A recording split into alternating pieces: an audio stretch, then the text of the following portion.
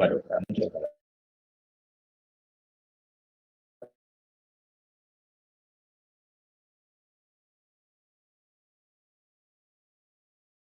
Oh, ya. Ini misalnya di platform edukasi sebenarnya. Jadi, uh, sama-sama beda ya, komunikasi juga sebenarnya. Cuma ini bentuk konteksnya, marketnya lebih kecil, uh, target usernya lebih spesifik gitu. Dan dulu ketika itu kita bikinnya di Singapura, jadi segmen pasarnya juga ya di Singapura aja gitu. Tapi sama ini sebenarnya communication problem yang pengen kita coba solve. Nah, dan itu yang bikin kita, saya juga ketika itu udah jalan 2 tahun, biasanya dikasih hitungan ada jalan sekitar 1 tahun lebih kita memutuskan stop pivot gitu ya itu. Oke, kita kayaknya nggak jalan gitu. Biasanya nggak ada yang pakai terus, usernya segitu aja, dan mereka nggak ngerasa ini benar-benar penting gitu. Nah, akhirnya kita kemudian bikin yang namanya Kiskas gitu. Nah, Kiskas tidak di awal bukan kayak Kiskas yang sekarang. Kiskas di awal itu sebenarnya kita sama problemnya communication, cuma kita pengen membawa problem dari finance tadi ke ranah yang lebih luas. Yang education deh gitu, tapi komunikasi lain gitu. Nah, di Kiskas di awal itu kita bikin semacam forum diskusi. Jadi kayak kasus tapi real time. Jadi kayak chat. Mungkin di Discord ya, kalau kamu sama Discord. Jadi kayak forum, orang bisa chat, bisa masuk ke room apa aja, terus chatting tentang macam-macam hal. Ya. Nah, jadi semacam real time forum. Nah, jadi sebuah discussion apps kita nyebutnya for the brilliant intellects. Ya, jadi di awal-awal di tahun 2013 kita pivot, ketika itu juga kita bikin kantor di Jogja, terus sekalian di brand, changing the team, ganti nama juga, kita simple seperti itu. Habis itu kita validasi pasar lebih jauh, uh, ada problem lebih besar yang kita coba solve gitu ya, itu sebenarnya messaging apa untuk dunia kerja. Jadi nah kita berjalan di pivot yang ini juga cukup lama ketika itu. Jadi kita nyebutnya Kiskas di tahun 2014 sampai 2016 itu adalah Kiskas untuk Kiskas messaging untuk dunia kerja. Jadi mungkin menurut teman-teman sama Slack atau Vlog atau Microsoft Teams gitu misalnya. Tapi pure chat ya. Oh, ada video call juga.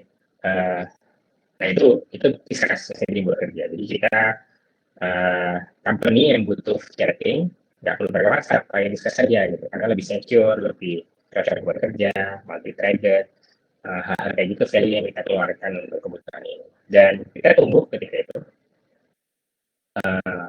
Mungkin ada 10-20 company saya pakai, cuma pertumbuhannya nggak terlalu lambat.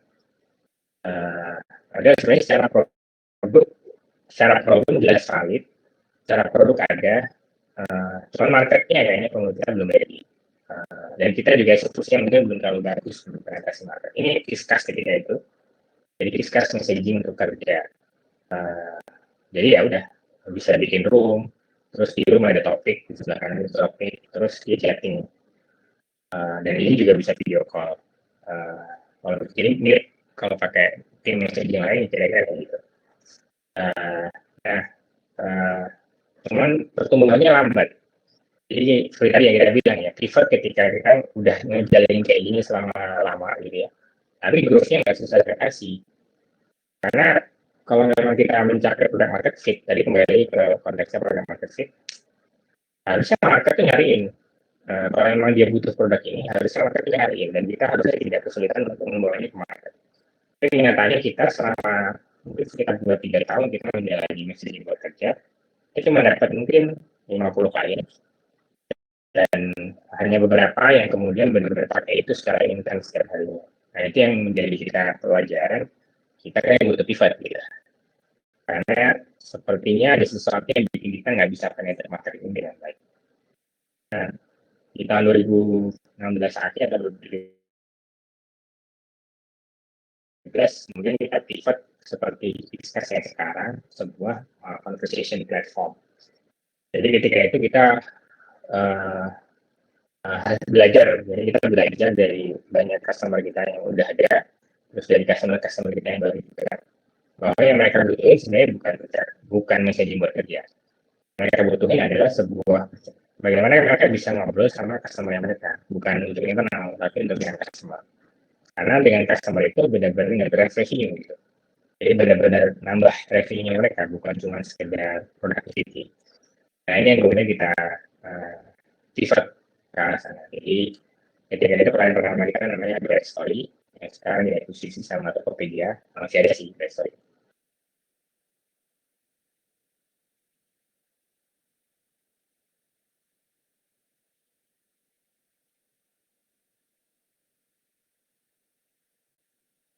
Lima kali setahun atau paling tidak sekitar 2 sampai 3 kali setahun. Nah, dari kind of growth yang kita expect.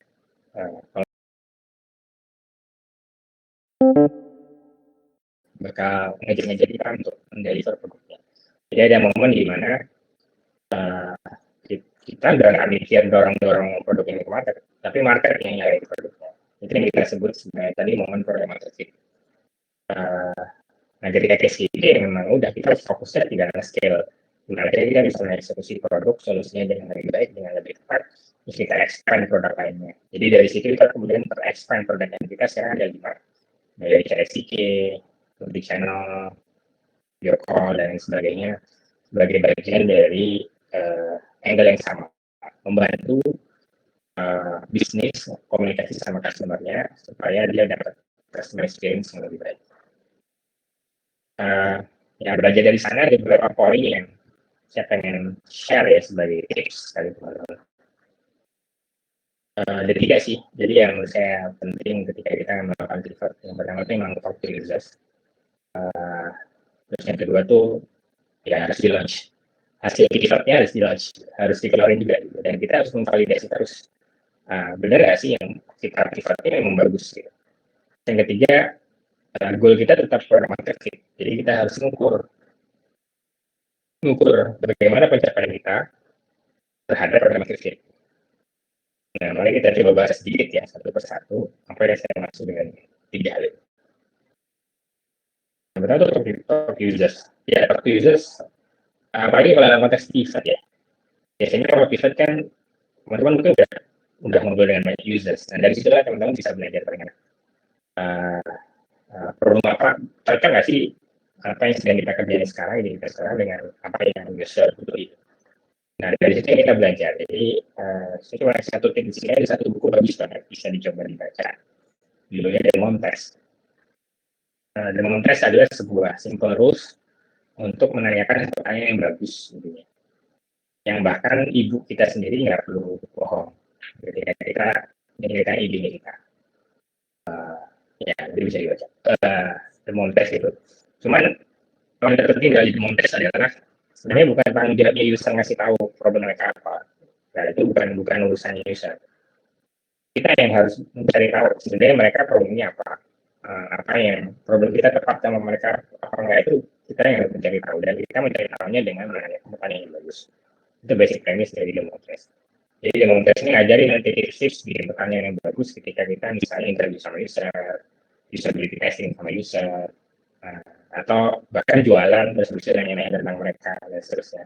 Dan kita sebagian banget sih dari proses ngobrol sama user ini, dari situlah kita kemudian bisa tahu, oh user itu ternyata nggak butuh yang namanya messaging buat kerja. Tapi mereka butuh banget ternyata messaging, sama kebutuhannya juga chat gitu. Tapi buat ngurus sama user nih, gitu. Nah, user saya pengen ngurus sama user saya. Gitu. Atau saya pengen bikin. Nah itu yang kemudian kita dengarkan dan kita solve problem itu. Gitu. Dan ternyata kebutuhannya jauh lebih gede dibandingkan kebutuhan untuk messaging buat forward. Nah ini yang kita lihat sekarang. Nah itu kita berangkat dari menanyakan pertanyaan ini. Terus yang kedua, di launch. Jadi kita udah mau, ya kita mau pivot ya. Begitu kita mau pivot ya berarti kita harus segera bisa pivot gitu. Produk yang baru atau ide yang baru harus bisa segera tervalidasi dan bisa kita keluarin. Bentuknya kayak apa sih? Gitu. Jadi ini harus cepat. Ya seperti halnya mengeluarkan minimum viable product lah. Kita baru pertama kali mulai. Ketika kita pivot juga sama. Hasil pivotnya juga harus segera dirubah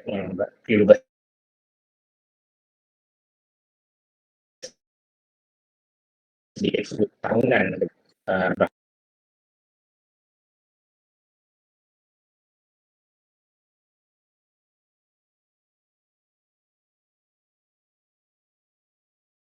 Kan kalau aku bilang kita punya strategis untuk bikin chat.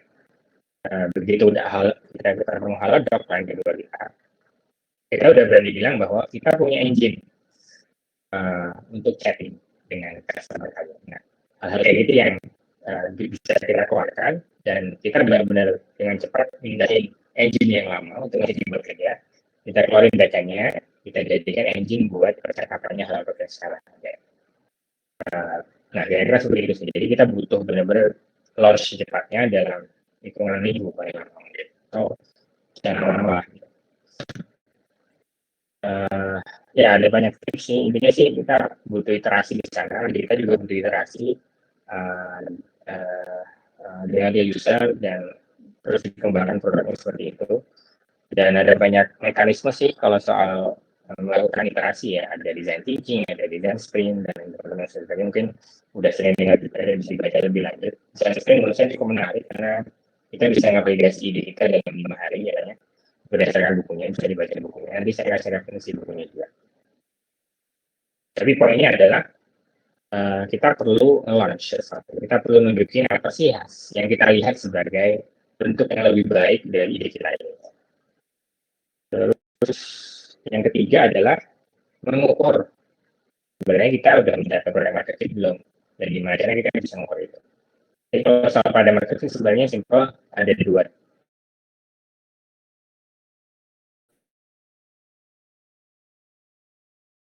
Ada cara itu yang kita anggap itu adalah merepresentasikan nilai yang diberikan oleh ide kita yang baru. Terus yang kedua, kita mengukur seberapa sering matriks itu terjadi. Ya, ada contohnya. Jadi kalau Airbnb, matriks yang terjadi itu namanya bookings. Jadi jumlah bookings. User nge-book kan, gitu. Nah, kalau Airbnb dalam konteksnya itu tahunan. Nah, booking itu terjadi tahunan. Jadi ketika orang liburan, dia nge-book gitu ya. Kalau Facebook, metriknya adalah active users. Jadi begitu user balik ke Facebook, ya itu dianggap active users. Yang itu frekuensinya bisa jadi daily. Kalau Kiskas itu dia subscription, karena kita software as a service. User bayarnya bulanan. Jadi dia bayar bulanan, bayar tahunan. Jadi begitu mereka bayar, itu dianggap adalah, mereka masih senang bayar produk kita, dia terus bayar. Gojek misalnya, hailing yang lainnya kayak Grab, ya rides. Berapa banyak orang booking rides di Gojek? Berapa banyak ya, tapi berapa sering? Jadi saya hari ini booking, minggu depannya saya booking lagi nggak? Minggu depannya lagi saya booking lagi nggak? Nah, kayak gitu yang diukur. Nah, matriks ini kemudian diplot di sebuah chart. Nah, ini adalah produk yang tidak punya produk market fit. Artinya orang datang, orang pakai nih, kita launch produknya, orang datang, ada 50% yang pakai dari yang datang, tapi habis itu habis. Jadi dalam misalnya 1 bulan dia habis gitu, benar-benar nggak ada lagi yang pakai. Artinya kan sebenarnya nilainya dianggap tidak penting ya. Nah, akhirnya orang semuanya meninggalkan. Nah, ini contoh yang punya produk market fit.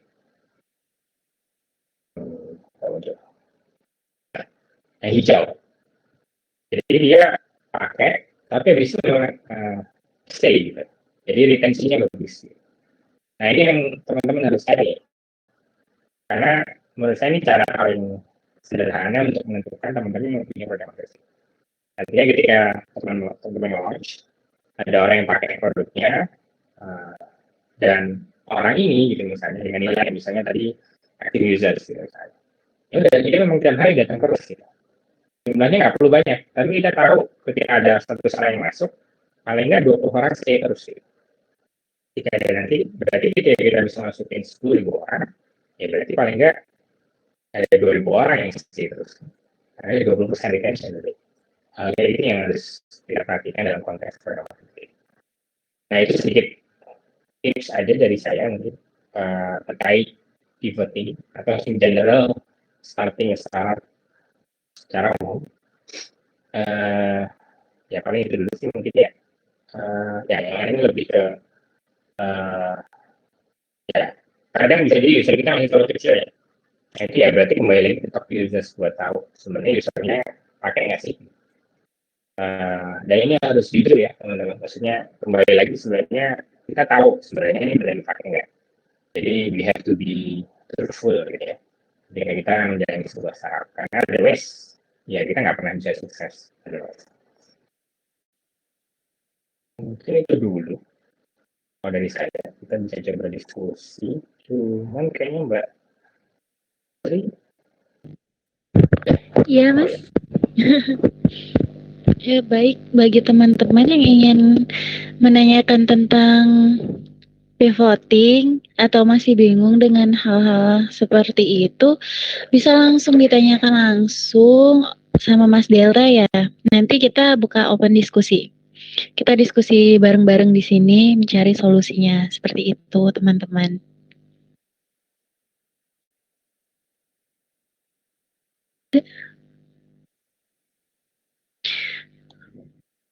Mari, siapa yang ingin bertanya?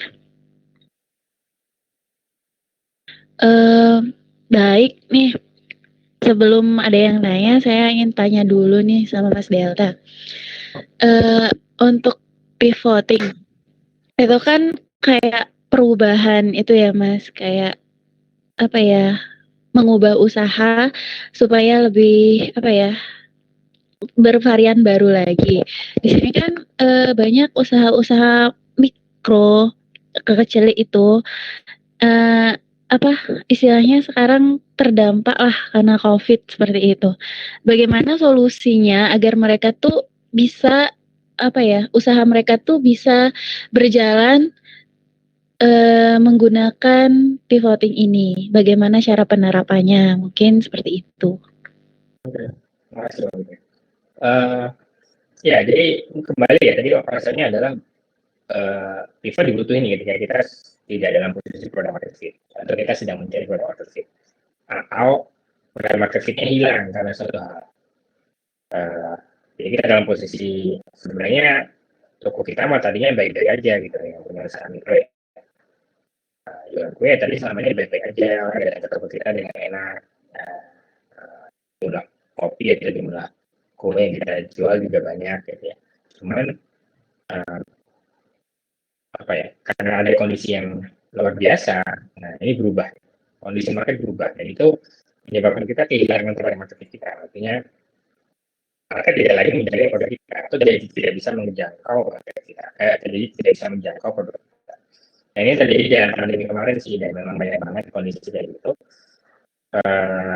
Dan sebenarnya ini mencakup di semuanya, termasuk di F&B, jadi nggak cuma ini mikro sebenarnya.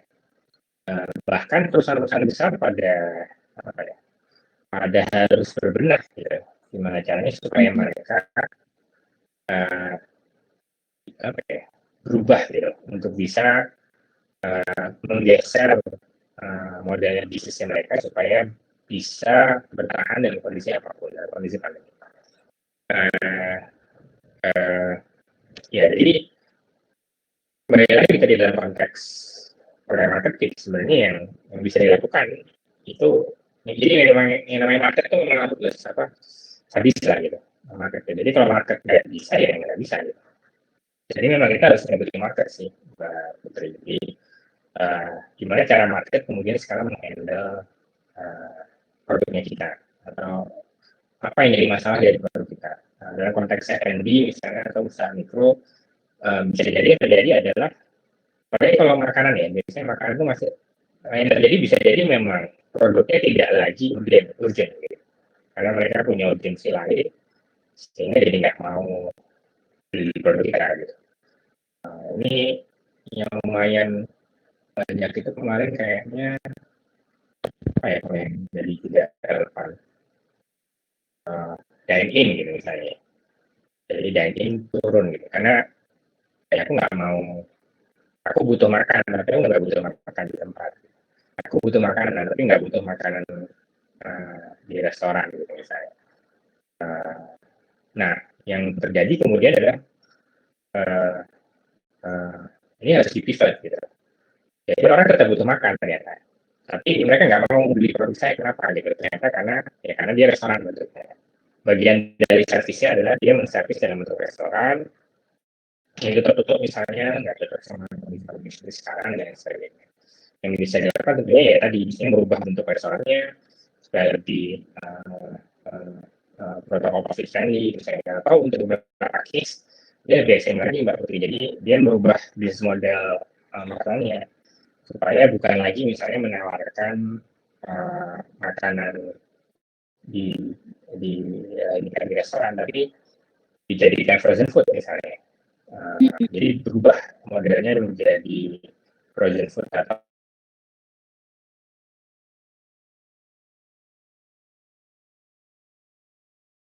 semuanya ke online. Nah ini yang saya lihat cukup banyak terjadi dalam konteks F&B Mbak Putri. Terus ini kalau menurut saya ini seperti saya bilang tadi, ini tidak hanya terjadi di UMKM, ini terjadi di semuanya. Hampir semua contoh kayak misalnya di selain kita ada banyak yang terdampak itu juga dari sisi ini, misalnya hospitality ya, hotel. Itu terdampak sekali hotel. Dan yang mereka lakukan cukup menarik sih beberapa hal. Jadi banyak dari bisnis mereka itu kebanyakan sekarang jadi mengutamakan ke restorannya mereka. Jadi beberapa hotel yang cukup besar mereka punya restoran, restorannya dikencangin sekarang. Jadi restorannya jadi servisnya jadi banyak, mereka melayani makanan, mereka bikin paket-paket paket-paket delivery gitu misalnya untuk ini untuk karena hotelnya udah nggak berfungsi gitu. Sempat nggak berfungsi, sekarang sudah lumayan bounce ya. Terus yang kedua yang juga saya lihat gimana waktu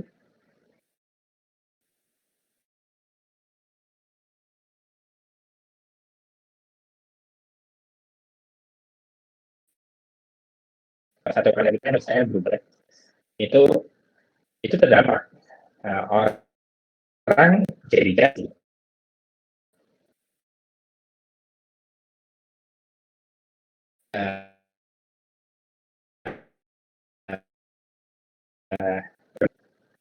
mereka juga butuh banyak barang-barang yang mungkin bentuknya butuh taksi gitu. Jadi di pandemi ini mereka menunjukkan servis namanya COD, Set Order Deliver gitu. Jadi dia bisa order barang-barang macam-macam melalui chat, nanti diantar dengan Bluebird. Ini dia udah agak nggak tahu relevan karena Bluebird sekarang udah lumayan banyak yang Bluebird. Nah itu ada di Jakarta mereka punya layanan namanya COD tadi, dan itu lumayan berjalan karena kondisi pandemi, dan alhamdulillah sekarang udah bounce juga sih, orang udah mulai cukup nyaman untuk bepergian dan bisa pakai, saya juga tetap pakai Google. Itu sih konteksnya. Gitu ya mungkin yang baru ya. Oke, baik Mas. Cukup jelas sih penjelasannya. Jadi ya kita harus mengubah otak gitu ya. Buat Betul, kita harus menganalisa market ulang sih sebenarnya. Jadi apa sih yang dibutuhin market gitu? Apa yang bisa kita deliver dari sisi produk yang sekarang? Apa yang perlu diubah nih? Karena marketnya berubah jelas. Jadi kita harus menganalisa ulang. Terus kita cari sebenarnya apa yang dibutuhkan market sekarang yang bisa kita deliver. Gitu. Dan kebanyakan semuanya jadi yang kaitannya menjadi mengonline kan yang tadinya offline sih biasanya Mbak Putri, atau merubah jadi layanannya jadi sifatnya home gitu ya. Jadi gimana caranya kayak misalnya gym gitu ya. Gym sempat orang mungkin jarang main ke gym ya. Cuman orang butuh sehat karena kondisi pandemi. Jadi sebenarnya ada behavior market lain yang bisa dilihat bahwa orang butuh lebih sehat. Orang tetap pengen olahraga gitu, tapi mereka nggak bisa ke gym. Apa yang dilakukan? Beberapa gym dia bikin kelas online. Jadi kelas online, ya udah semuanya dari rumah aja gitu. Tapi nanti bayar subscription juga gitu. Dan itu kerja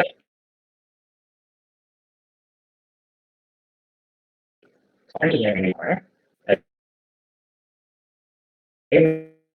karena tetap itu Bang.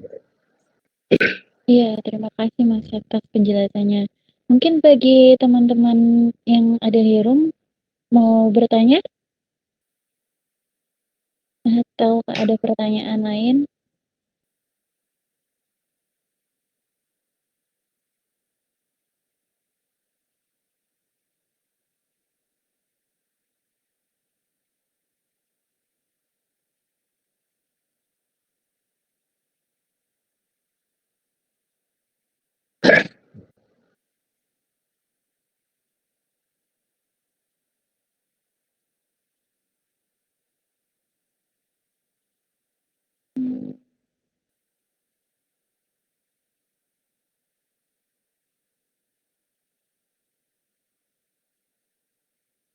Halo teman-teman.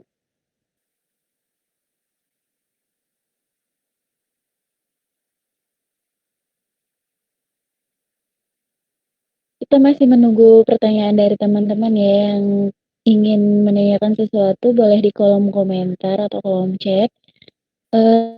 Jadi biar tidak hening, saya ingin bertanya nih sama Mas Delta. Dalam mendirikan apa ya, sebuah startup itu kan tidak mudah. Apa sih apa ya, kiat-kiat untuk mendirikan startup yang baik gitu untuk kedepannya? Jadi kita startup ya. Mendirikan startup yang kedepannya tuh bisa apa ya, bisa bertahan lama gitu. Ya, tadi kembali dari di awal sempat saya share juga sih. Bukan kiat sih, depannya itu komponen startup sukses itu ada 4 tadi kan. Yang pertama idenya bagus, terus yang kedua produknya bagus, terus yang ketiga timnya bagus, terus yang keempat eksekusinya bagus. Jadi 4 hal ini menurut saya apa ya, sesuatu yang mungkin ketika teman-teman tertarik bikin startup atau sedang bikin startup itu bisa coba dianalisis satu persatu gitu ya.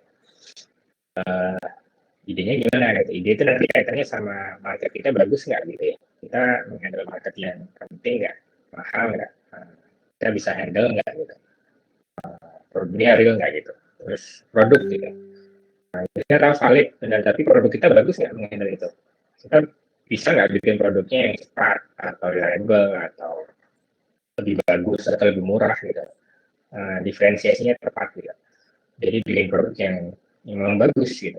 Dan produk ini termasuk kayak layanan kita seperti apa bedanya dengan kompetitor, kenapa orang harus pilih kita gitu, hal kayak gitu jadi kritikal ketika kita bikin produk. Terus yang ketiga dari tim.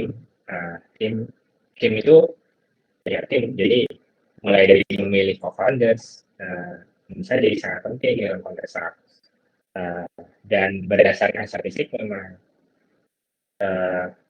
apa ya, punya co-founder yang baik itu lebih kemungkinan suksesnya lebih tinggi dibandingkan sendirian.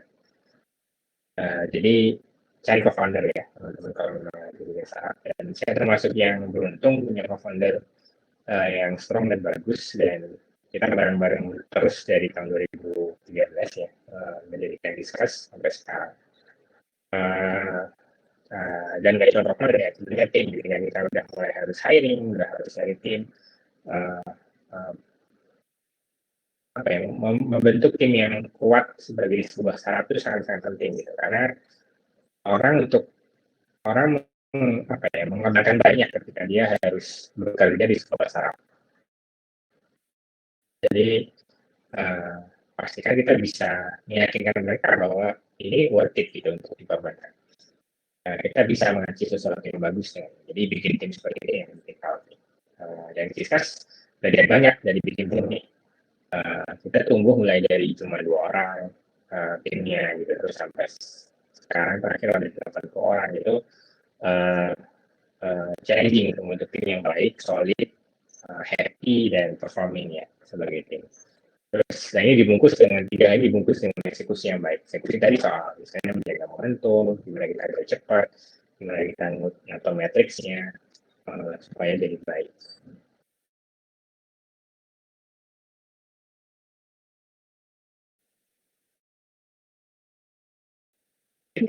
Baik, terima kasih Mas atas penjelasannya. Masih ditunggu ya bagi teman-teman yang ingin bertanya. Silakan pertanyaannya di kolom komentar.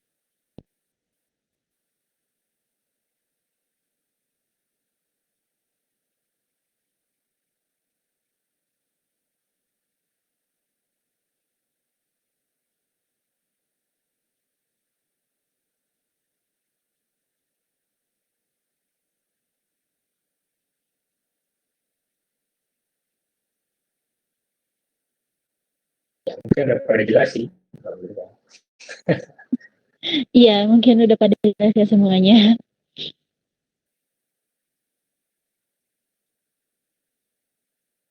Jadi teman-teman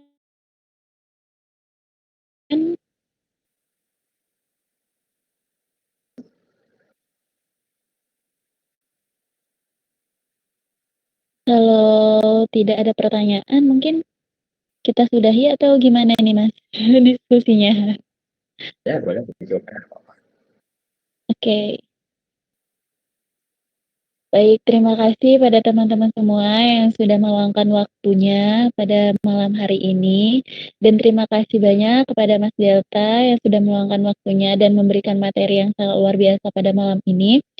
Uh, saya atas nama pribadi mohon maaf jika banyak kesalahan dalam perkataan.